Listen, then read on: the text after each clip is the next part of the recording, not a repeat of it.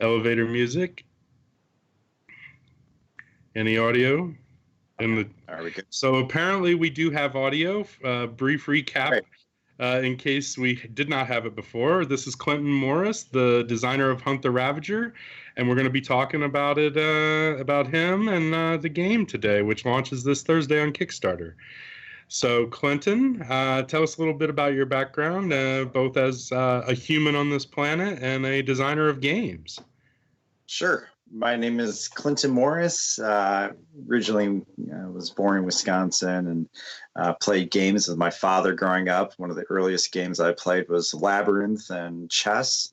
Then got into Eagle Griffin games, Attack, and some of the train games as well. So Puerto Rico. So I played a lot of games. My dad was also a game designer. He just never was able to go the published level. It was back before crowdfunding. He made a live action golf game where you actually used a club and you putted an actual golf ball along a real course. And then used grease pens to mark out where you were and had all these different, it was pretty cool. Pretty cool game. No, I mean, now you've got the developer juices in my brain running. Yep. Has anybody optioned it yet? No, right. It's in a closet. My mom's an artist, so she did a lot of the artwork on it. He brought it to Gen Con. What was it? Gen Con number 23, 24, and showed it there. And then he also advertised in Golf Digest as well for like a year. But then he decided he didn't have the funds or want to take that risk, if you will. Because back then, the X number of copies, store them, ship them all yourself if you wanted to go that way. So I've been kind of exposed to design growing up. I've designed a few things with my dad where it was just kind of putzing around. We have some fun concepts in a closet somewhere. But by the time I got to college, I made my own abstract game that is called Regent. It was a 1 to 4 player game that used checker-like pieces and capture mechanics of checkers, but then everything had unique variable movement patterns like chess. And so it was a first player to die, the one that killed that player wins. You also had you had crazy different alliances would happen because you're trying to save the person from dying while at the same time try to backstab them. So it was a fun game. I want you dead. I want you dead. I just want to make sure I'm the one that does it. I kill you. Yeah. So it was in the world of the shadows. So that's kind of where the shadow world began to be developed, which is the original lore behind Hunt the Ravager. By the time I got to through college, got married, pursued a master's degree. Most of my game design ideas went up on the shelf, as they do for specific time periods. But after that, back in 2015, I started looking at board game design again, and we started looking at Regent, looking at the marketplace, deciding if I wanted to go with it would have been about a $50 abstract game at the time, depending on, because I didn't know much about marketing pieces, any of that stuff. So I had assumed it'd be about that price range, which it's a lot cheaper than that now that I've looked into it. But I decided to go with a cheaper game concept where I used a deck of cards, and I wrote down all of the ideas for it on a Friday night. Or it was a Thursday night, I think. I wrote all the ideas, and I sat down on the following day with my brother-in-law, and I had Magic the Gathering cards with little slips of paper in it. Sat down, and I was like, all right, so these are mountains, and these are plains, and then we tried to figure out exactly what everything did, and then I was like, oh, well, villages kind of do this, and they explore all the way around them, and then your shrines do this, and so it's really fun, kind of coming up with this concept of a hidden movement game. And initially, it didn't have the back and forth aspect where one player played one.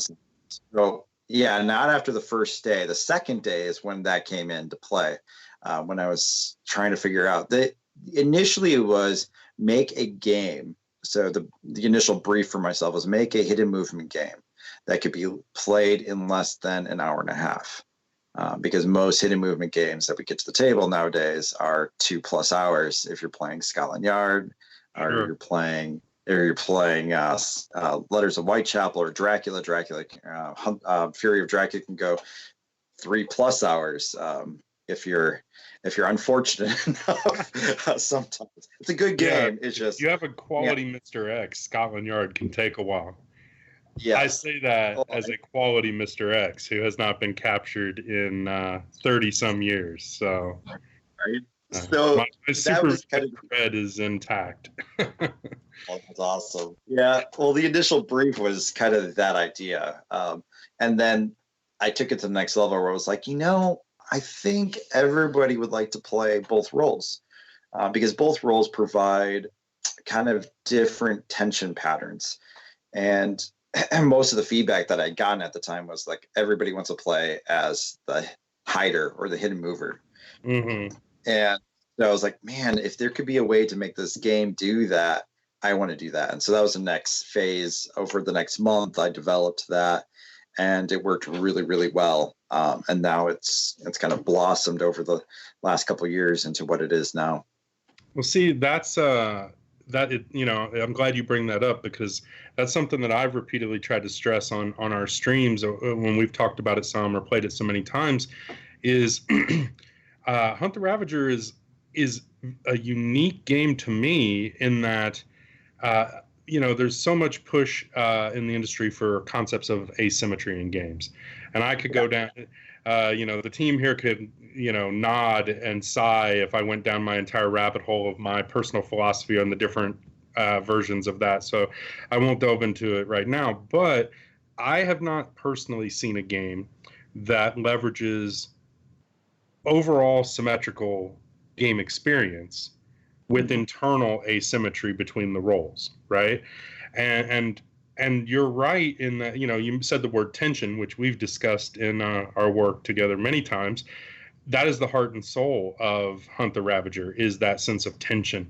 And you're also correct to point out the notion that each side has its own version of that. And I think that is what, did we drop the feed? Dropped. Oh, I heard for a second. Okay, we got you back.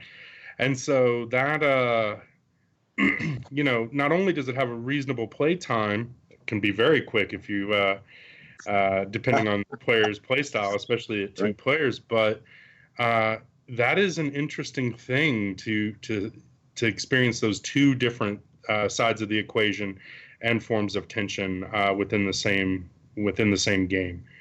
And I really like that. It can be a little difficult to explain that, say, in a marketing buzzword, but I'm a terrible marketing guy, so but I can appreciate it. Other cool thing too, that I haven't mentioned even yet, was the fact that most hidden movement games, they have a stale board.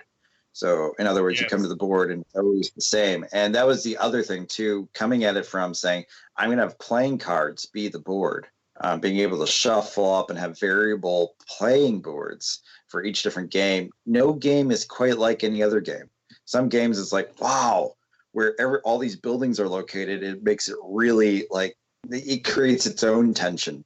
Or sometimes it's a wide open board and it's like, well, okay, I got some room to move around depending on which side you currently are. And so I think that also adds in that next icing on the top of the cake, if you will, layer. I agree. It's so funny. Sadly, last week we did 2 live plays. Our first one had audio trouble. Which the funny thing about that is that game was actually the perfect example of what I mean about the symmetrical experience and what you're describing. So in the end, I beat Bayer like 6-5 or something ridiculous, because the nature of the board and how we chose to set up meant that playing a bloody hunt strong, this was strong in favor of the samurai game, okay, well, I don't have to beat you 26-5. I just have to beat you 6-5. And as you get better and better at the game, you start to recognize the shifting geography of the modular board is what dictates your strategy and tactics. As you well know, of course, as the designer and player many times, the recognizing sometimes the treasure you choose to steal early is dictated by locations you want to destroy in future rounds to make capturing those treasures easier. And that's not surface level apparent, but it just is part of what Hunt the Ravager brings to the table. And again, I'm not personally aware of any hidden movement games where you not only have a modular board, but you actually physically interact with it, right? Yep. And destroy portions of it. Yep. And that was and from the very beginning. Yeah, from the very beginning, the Ravager was key in that. So it was designed around the concept of the board being able to be destroyed, and the Ravager being able to leverage power over places, which I wanted. That it came out of the storyline that I had for the game called Regent. I was in that base in this world where there were shadow characters and everything else, and then you had this monstrosity that was just trying to destroy everything, and also trying to steal food from the inhabitants of the land. And so you're just trying to stop them. Now, with the lore change and the overall theme change with the art and everything, going towards this Japanese samurai lone ronin from the afterlife coming back to wreak revenge upon everything, it still holds true to where it came from, the roots of it, and still plays into the fact that the Ravager is wiping out landscape and countryside in order to leverage power, and the thematicness of the story is still in there, even the mechanics. So I felt like that was very important as a transition period with signing the game with Kolossal, with you guys, and then saying, hey, could we look at a different theme, and being able to be part of the whole immersion process of transferring this mechanic into this mechanic. There is no loss in the mechanics. Everything speaks to the fact that they belong, and I feel like that's very important. Yeah, I joined the team and working on the project about the time that decision was being made, and originally played with your first prototype. And I was told what the shift was going to be, and I was like, oh, well, I don't actually sense any disconnect. It's a buzzword in the industry to talk about pasted on themes or whatnot, but I would say that this is actually a system that fit multiple themes, right? Like the concept is still there. Like the exterior presentation of that theme differs, but right. the feeling, like the experiential nature of the theme is the same. At its heart, it is the same game, and it was trying to bring that out, in the best form possible, something that people could really connect with, which, you mentioned the art. Of course, we got to show off that beautiful box cover from awesome Andrew Bosley of Everdell and Tapestry fame. And, you're an artist yourself. I know on my personal designs in the past, and also as a developer, because I seldom get to keep working on the games after they become pretty, but it always starts to become real for me when the art starts to come in. Mm-hmm. I've been working with index cards and cubes and things for so long, in a box with a Post-it note or Sharpie marked on the front that says insert title here. And then something like that shows up, and it's like, oh boy, here we go. This thing's really happening. And so, what are your thoughts on seeing how Andrew brought your world of the Hunting the Ravager to life? Yeah, he's been able to inspire that Japanese imperialistic look that we were going for thematically, and I feel like he did it in a really really overall good fashion. It varies quite a bit from what I did, which that's good, because I was telling a story from the perspective of this really dark world where there's shadows and everything else. And so being able to come across with the samurai and having them as they look really powerful, and except at the same time they're terrified of what this Ravager can do. The war turn as you're blowing up the map and lighting it literally on fire looks pretty awesome. So yeah, I mean it stands out. I'm glad for the graphical design. I went for sans graphics when I went and designed my original kind of idea, but I think it benefits from having those graphics and some of those little border pieces to it to be able to offset and really help get past what does this location do again, or which location is this one again, and being able to help hopefully create that seamless play. So it looks good. Appreciate it.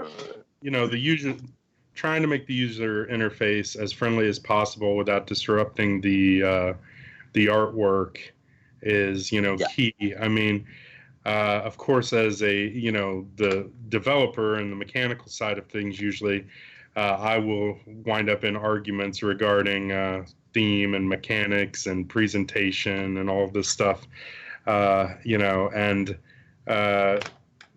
be the cold mechanical side of things, and then like, all right, let the beautiful art come in and warm it up and put the heart back in it, but I secretly, I'm envious of you with your artistic talent, because I have the imagination, but it always dies somewhere around my wrist. So I can see it, but I'm a frustrated artist. If you had seen the notebooks from high school with the countless Wolverine arms and swords and stuff, you would both understand where I'm coming from and then mock my complete lack of talent at it. So, Hunt plays 2 to 4. Yeah. What do you think about the different player counts? I know that you've tried all 3, and of course, what do you think? How the experience changes, because that's something different too. Right. Well, initially it was designed as a 2-player game, coming at it from just straight up. It almost felt like a chess match. And that's why when you see it on camera, for those that get to watch some of the live plays, people go into the tank, if you will, into their mind, because there's so much calculation going on, similar to a fashion of when you watch people play chess. Mm-hmm. They sink into themselves for a little while. So it's like, well, what's going on? So much is going on. Are you referring to the scintillating silence that Bayer and I bring to our very intense content that we produce? Because it's unavoidable. It's unavoidable. We're playing that game, and it's a lot of people go, "Well, is this a boring game?" No, when you're in it, there's this thumping of the heart and this thought process of like, "Holy crap! Do they know? Does he know? How does he know that?" About where I went, did I outwit them? And you're just, there's like this on the edge of the seat panic, but you don't want to think hidden thoughts. Right, and you don't want to say anything out loud, because it's crazy where if you do say anything out loud, the opponent will maybe garner some information from that, and it's like, right. Do I even look at the board anymore? Do I look over here so that you can't see where my eyes are wandering towards? Because will I give it away? And I think people miss that if they don't get to play it. And so I'm very hopeful that people give the game a chance. But speaking of that, going from a 2-player, when I first initially signed it up with Kolossal, and then Travis and I talked for a while about bringing it to the 4-player and 3-player market. And I figured out 4-player on my own pretty quickly. I designed it from the perspective of 2 versus 2. So it's cooperative, but there's 2 Ravagers, and it's the husband and wife. The lore actually gets to explain that. It's really cool. Mm-hmm. It's in the rule book, and it still plays very close to the original. And I felt like that was extremely important. You were playing against a lot more samurai characters across the board. There's a lot more treasure to capture. But there's less rounds, so there's only 2 vendettas, if you will, being taken place, as opposed to the 3 vendettas per side. There's only 2 vendettas per side, which helps alleviate some of the time tension. And then the really cool thing is even though there is player elimination, where if you get eliminated, you still become another role. A role that is unique from all the other games, and it's called the Henri, and you're able to go out and do some really cool things that actually impact the game a lot. And so the Ravagers kind of sometimes huddle up and say, do I want to score really quick so I can become an Henri to help you, or do some other things, or do, and there's no downside. And part of that was playing it a lot and watching players' reactions. And so I've played the 4-player version, maybe 60-ish times throughout all of the different variations.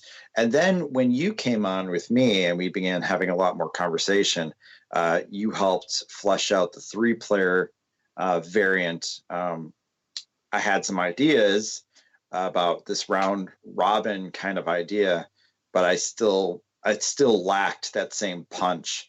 And now we've kind of come up with this kind of mutual idea where the seekers are being competitive with each other. And it gets to do something different from the other 2 versions of the game, where the seekers being in competition with each other now have a even more objective-based understanding to kill that Ravager, but they're at each other's throats. So it adds even more. That's the interesting element of the 3-player game, the intrigue game that you and I worked on, is because the problem we had before was designing the 3-player game. The challenge is you're dealing with the symmetry that we talked about and the asymmetry. Like, this third role has to be sufficiently different to justify its existence. And then the incentive structure, right? Yeah. And it's too much if 2 people are hunting 1 Ravager. Yes. Well, with full cooperativeness, it becomes way too much for 2 players to hunt 1 Ravager. Absolutely. Did I lose you?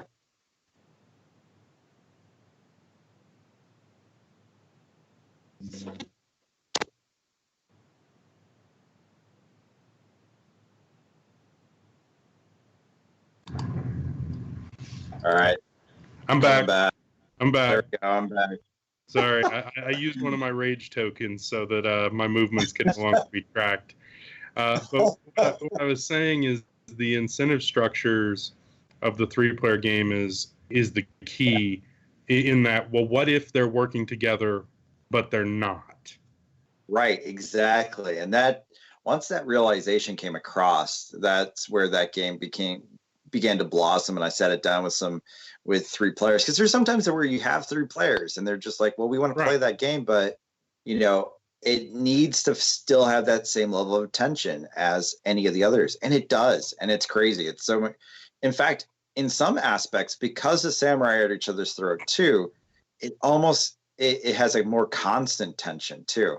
It's because I'm not going to search as cleanly as I would normally, because I don't want to provide as much information to my fellow searcher, because I want to get that kill all to myself. And that's where kind of like even my former game that's still not out there, which is that abstract game where it's like, you're my ally, but you're not my ally. Even that thought process still is alive in the 3-player aspect. So it's a lot of fun. And then you play through, everybody gets to play every side and every role seems to make a lot of sense. And I've gotten to play that one, I'd say 30-ish times. It's harder to get to the table with the 3-player as opposed to the 2-player or the 4-player. I normally have those player counts, but when I do get the 3-player game to the table, it's very rewarding. And so out of all of them, which is my favorite, man, I really like 1v1. I think that's the heart of the game. But there are some times that 2v2 is right up there. It's just that stealth game where you're trying to pair off with your friend and get some really good game going on. So depending on who you're playing with in the 4-player game, it can be amazing. And even if you are playing with somebody that's not as good at maybe the hidden role, you can still kind of carry, depending on who you are, carry a lot of the points, and then they can do some of the other stuff on the flip side. So it's still good, even if you're playing a handicapped game where you're playing with maybe somebody that's lesser skill than you. It's still got that tension, still's got that overall feeling from the original. So yeah, I think that's true. It definitely there's a lot of skill in the game, and head to head, unless somebody's just a natural, the better player will really put a hurting on a new player if it's their first game. Although some people are just very good at the spatial element and whatnot, but it definitely is more forgiving in the 2v2. That's for sure. It's the most accessible because even if they get you, well, you're an Henri and you get to help, and some of those powers are amazing. So I think that's probably one of the best ways to introduce people is give them that little cushion to learn with some help. Hey, Bayer, do we have any questions in the chat over there? No questions at this time? Just some comments? Awesome. Well, with that in mind, Clinton, you got any final thoughts about the game or our campaign kicking off this Thursday? I'm sure you're excited, right? Yeah, very excited. Hopefully everybody gets to come out and take a look at the game. Give it a good look over. I think it's going to be something that if anybody plays any type of hidden movement game ever, you got to have this in your collection. I played the Fury of Dracula the other day and just raffle stomped everybody as Dracula. There's the former player talking. Yeah. Well, it took 3.5 hours to play it though, and so after playing it, the same group that played that also played Hunt the Ravager, and they walked away saying, "Man, I wish we just played Hunt the Ravager twice." So that's coming from a group of 4. So it's good. There is so much good stuff coming along as well that we haven't even been able to break through and show you guys that it's going to come in the strategies. So there's some stuff in there that, man, I can't wait. I can't wait for some of that that I've gotten to play test through. So yeah, I'm excited. Let's get those goals. Oh yeah, very much so. And even if the base game just comes out, it doesn't need the stretch goals. Absolutely not. Agreed. The stretch goals just add that little bit more spice and extra playability that helps the game be even more playable into the future. But even now, like I said, I've 150 plus plays of even the 1v1 game, and it still hits the table, and it will still hit the table. And it's not just that it's my game. I'm pretty brutal with anybody's games that come into the house, and I thin out my collection often. If it's not getting enough play, it leaves. And this game, it's a very fun hidden movement game, and I think everybody that's played it with me has walked away, except for one person. Well, we will not name them. No. They lead a sad and lonely life and cold isolation, and we're forced to question their understanding of the world around them. They just attuned to hidden things, and so It's okay. It's all right. Well, that's great. We're excited for it as well. We're really looking forward to getting it out there in the world. And as I mentioned to you just before the call, some members of the Kolossal team, friends of the team in France, will be there.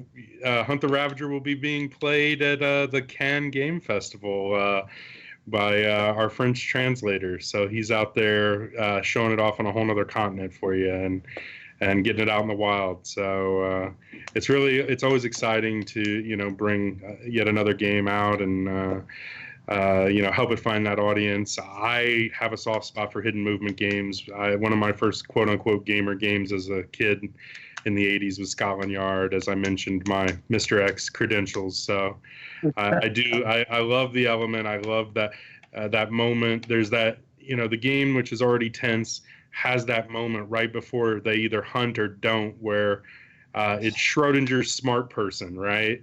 Like, one of us, that there's that moment where it's already tense and then it hangs in the air, and one person gives that yes, you find nothing, and the other one's like yes or no, and those are great peaks and moments in that. And then when they get you, or if you successfully hunt, you feel so good, or just that smug satisfaction when they finish looking for you on the turn and you're like, oh, I deliver the treasure, right?